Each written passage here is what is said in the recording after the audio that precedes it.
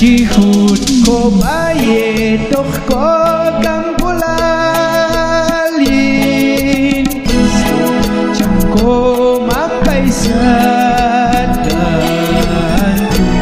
Utay ne swadrilal Chamin ko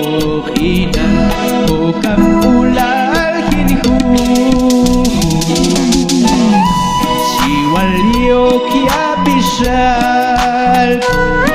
Pani ko kam ulal kinhu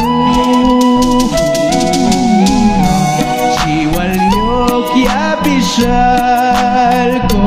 ko'y bani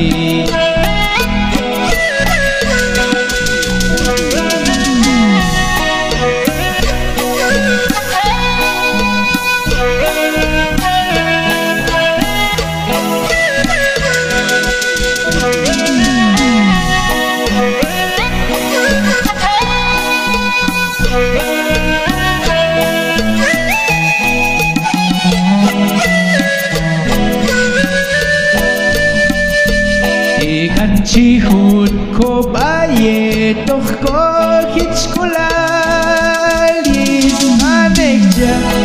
ko ku'y panil masyakh kano Pakiryuk Diyos salil Bay cham kesu ko kam ulal kinhu Siwalyo kya bishal ko